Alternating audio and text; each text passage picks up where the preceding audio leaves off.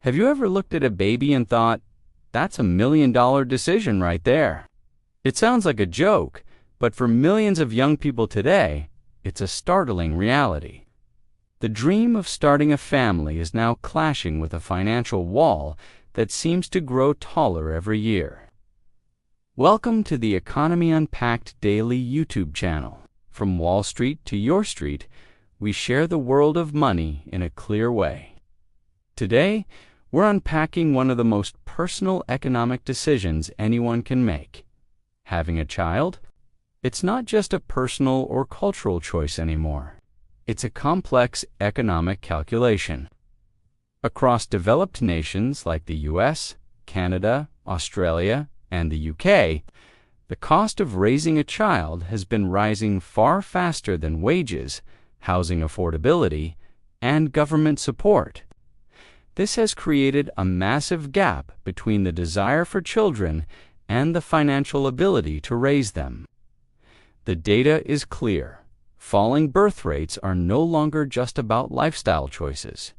They're about economics. So, what exactly goes into this staggering price tag of raising a child from birth to adulthood? Let's break it down. First and foremost is housing. When you have a child, a one-bedroom apartment often just won't cut it. Families need more space, which means bigger homes or apartments. But in major cities like New York, London, Toronto, and Sydney, housing prices and rent have exploded, making this the single largest expense for families. This economic reality forces many young adults to rent for longer, delaying home ownership and, consequently, delaying starting a family. Next up is childcare and early education, an expense that has become crippling for many. In the United States, the annual cost of infant care can rival full-time college tuition. For dual-income households, which are now the norm, daycare isn't a luxury. It's a necessity to keep both parents in the workforce. Yet, with limited government subsidies in countries like the US, this recurring expense can consume a huge chunk of a family's disposable income, often making the idea of a second or third child financially impossible. Then there's healthcare and insurance. From prenatal care and the cost of delivery to pediatric checkups, dental work, and health insurance premiums, these expenses accumulate rapidly. The U.S. system places a particularly heavy burden on families, with high out-of-pocket costs even for those with insurance. While countries with universal health care, like the UK, Canada, and Australia, offer a buffer, families still face significant costs for things like medications, specialized dental care, and private services that aren't fully covered. But the spending doesn't stop there. Modern parenting involves a level of investment unheard of in previous generations. It's no longer just about school fees. Today's parents feel pressured to provide a competitive edge for their children through tutoring, sports leagues, music lessons, STEM camps, and college prep courses. This enrichment culture adds another layer of expense, driven by the desire to ensure a child's future social mobility. Of course, we also have the basics: food, clothing, and transportation. These costs scale directly with each child you add to your family. With inflation pushing up prices and real wages failing to keep pace, even these everyday essentials become a more significant financial strain. And for American families, the financial mountain culminates in college tuition. The prospect of paying anywhere from $100,000 to over $300,000 for a 4-year degree for each child is a daunting reality. This future liability heavily influences decisions made today. Parents often start saving for college before their child can even walk, and the sheer scale of this future cost is a powerful factor in deciding whether to have a child in the first place. When we compare these costs across major English-speaking countries, a clear pattern emerges. The United States stands out with the highest healthcare and college education costs, coupled with some of the weakest parental leave policies and a near-total lack of subsidized childcare in Canada. Families benefit from more generous parental leave, but childcare costs can be incredibly high depending on the province, and the housing markets in Toronto and Vancouver are among the most expensive in the world. Across the Atlantic, the United Kingdom has some of the most expensive early years childcare in Europe. While the government offers some support, it often falls short of what families truly need. And in Australia, childcare rebates help ease the burden, but costs remain high, and housing affordability in major cities has plummeted. The common thread is undeniable. In all four nations, the combination of rising costs and stagnant wages is pushing fertility rates to historic lows. This trend isn't random. It's explained by well-established economic theories. The opportunity cost theory suggests that raising children requires immense time and money. For women, in particular, the opportunity cost might mean sacrificing career advancement and years of income, a cost that has risen as their educational and professional opportunities have grown. Economist Gary Becker's theory of fertility adds another dimension, arguing that modern families prioritize quality over quantity. As the perceived cost of raising one child successfully skyrockets, families make rational economic choices. They delay childbearing to become more financially stable. They have fewer children to invest more resources in each one, or they choose to remain child-free altogether. The rise in female labor participation is a critical factor.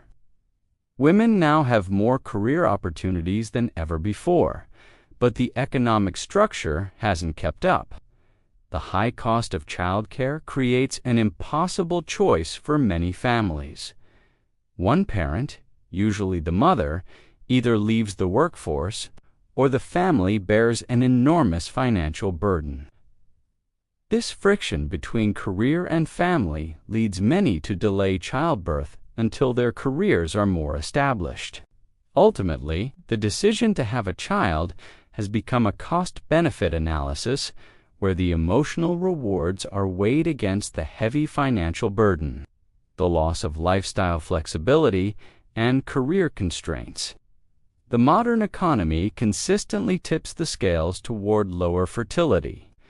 These economic pressures are amplified by social and psychological factors. Young adults today are grappling with a pervasive fear of financial instability, fueled by inflation, recession fears, and job insecurity.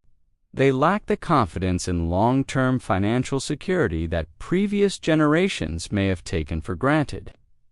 At the same time, parenting standards have intensified.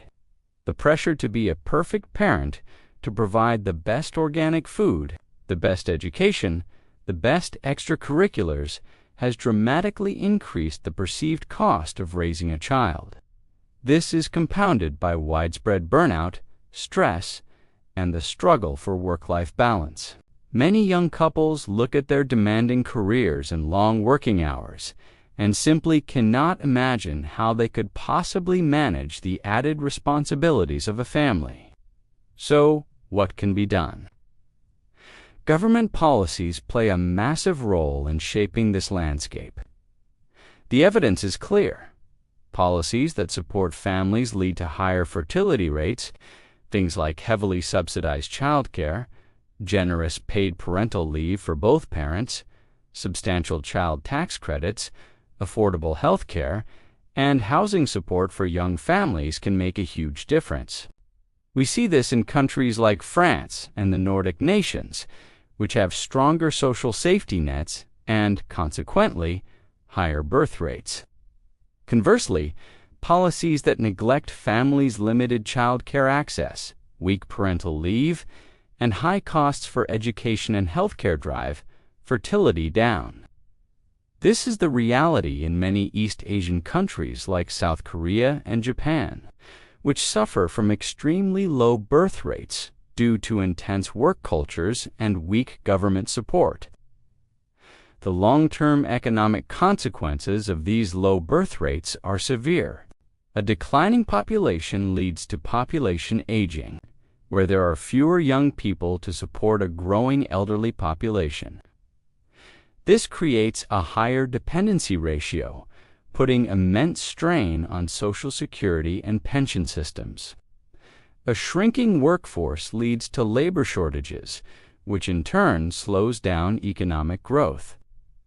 To compensate, countries are forced to rely more heavily on immigration to fill jobs and keep their economies running. For those who do want to start a family, navigating this financial maze requires careful strategy. Creating a detailed budget is the first step. Researching and optimizing childcare options, whether through cooperatives, family help, or employer-sponsored programs, can save thousands. It's also crucial to take full advantage of any available child tax credits and government rebates. And for long-term goals like education, starting an investment plan early can make a monumental difference. Understanding the financial landscape is the best tool for making informed choices. In conclusion, the decision to have children, once a natural life milestone, is now one of the most significant economic choices a person can make. The soaring costs of housing, childcare, healthcare, and education are fundamentally reshaping family dynamics across the developed world. Without stronger policy interventions and support systems to alleviate this financial burden, fertility rates will likely continue their decline, bringing profound economic and social consequences. Understanding these costs is not about discouraging families. It's about empowering individuals to make informed decisions while simultaneously highlighting the urgent need for policymakers to act.